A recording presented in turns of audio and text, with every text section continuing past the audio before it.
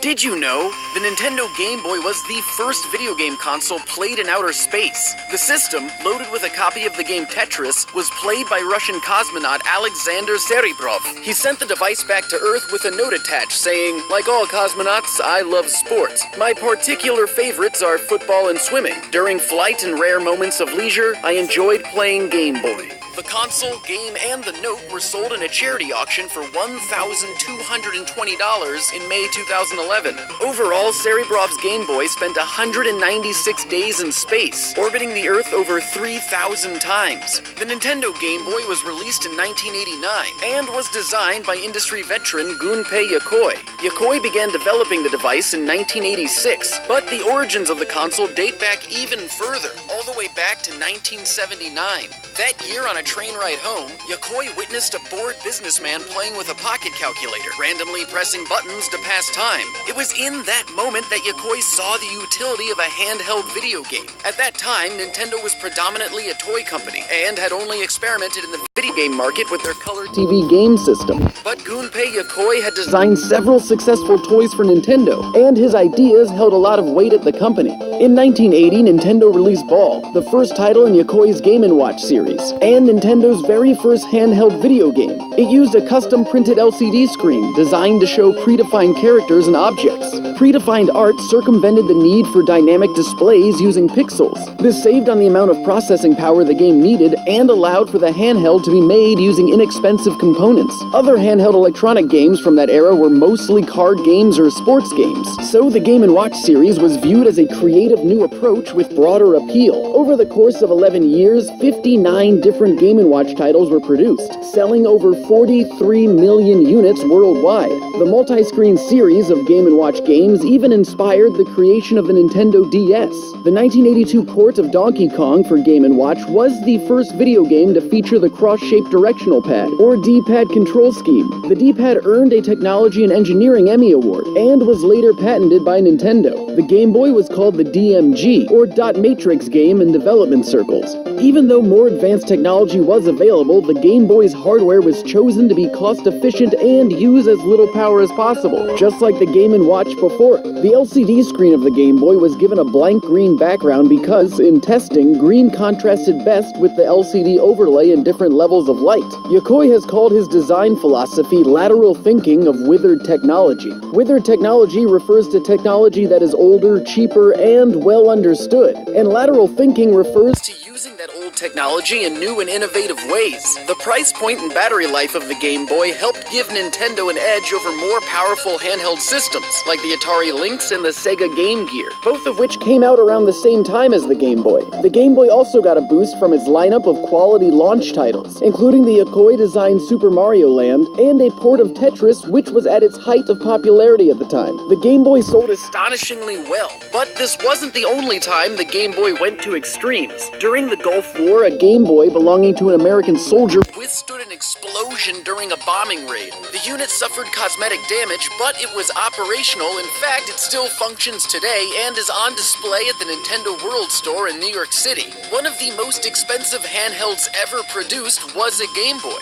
Asprey Jewelers in London once sold a Game Boy for $29,500. It was plated in gold, had diamonds all around the screen, and weighed about 6 times more than a regular system. The Game Boy even crossed cultural boundaries despite government bans. After World War II, South Korea placed an embargo on imports from Japan. So in 1990, instead of Nintendo selling the device, Korean company Samsung did, renaming it the Mini Comboy. Samsung sold several Japanese consoles under alternate names during this time period, including the Genesis, NES, Master System, Game Gear, and Super Nintendo. In 1998, Nintendo released the Game Boy camera and Game Boy printer. The Game Boy camera held the world record of being the smallest digital camera of its time. The camera wasn't just a novelty either. Singer-songwriter Neil Young released the album Silver and Gold in the year 2000. The album's cover photo was taken with the Game Boy camera. The Game Boy camera also had a few Easter eggs. If the player presses B during the credits sequence, a short video of Shigeru Miyamoto dancing will play. Nintendo also sold a special Zelda edition of the Game Boy camera through the Nintendo Power magazine. The cartridge was gold, and many of the graphics and clip art from the original were replaced with Zelda graphics. Another special edition of the Game Boy camera was never released. It was based around characters and images from the Japanese magazine Koro Koro Comics. Even though it was never released, much of the unique content from this version still exists in the ROM of the original Japanese Game Boy camera. Another Game Boy characters and images from the Japanese version still exist. Will play. Nintendo also sold a special Zelda edition of the Game Boy camera through the Nintendo Power magazine. The cartridge was gold, and many of the graphics and clip art from the original were replaced with Zelda graphics. Another special edition of the Game Boy camera was never released. It was based around characters and images from the Japanese magazine Koro Koro Comics. Even though it was never released, much of the unique content from this version still exists in the ROM of the original Japanese Game Boy camera. Another Game Boy accessory was the Super Game Boy. Super Game Boy was an adapter for the Super Nintendo to play Game Boy games on the TV. What's interesting about the Super Game Boy is that the Super Nintendo did not have the ability to emulate Game Boy games. Instead, the cartridge itself contained most of the same hardware that was in an actual Game Boy, minus the screen and buttons.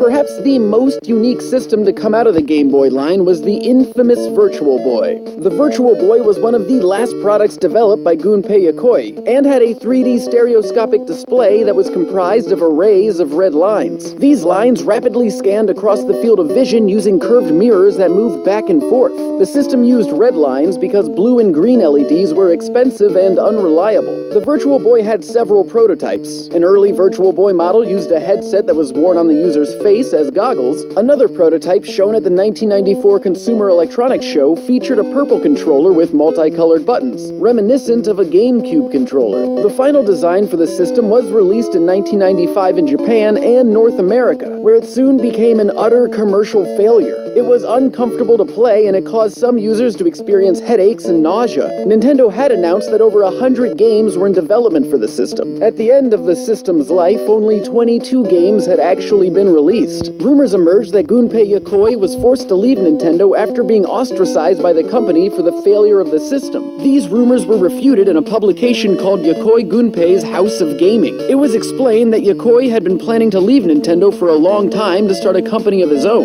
The Virtual Boy was intended as a parting gift before he left. It was an unlucky coincidence that the system was ill-fated. If he had gone ahead with his retirement at the time he planned, it would have looked like a public admission of defeat. So he actually stayed longer than he wanted at Nintendo, and he created the Game Boy Pocket as a concession. Yokoi soon retired and started his own company, Koto Laboratory, where he continued to consult with Nintendo. His last project was a Japan-only handheld system for Bandai called the Wonder Swan. Tragically, Gunpei Yokoi was struck and killed in a car accident in 1997 before the Wonder Swan was released. In 2003, Yokoi received a Lifetime Achievement Award by the International Game Developer Association for his countless contributions to the industry. The award was accepted by Yokoi's family on his behalf. Now, to explore even more about the Game Boy, let's dissect one in stop motion and see what facts are hidden inside. Come with me over to my channel Vsauce3 to find out, and, as always, thanks for watching.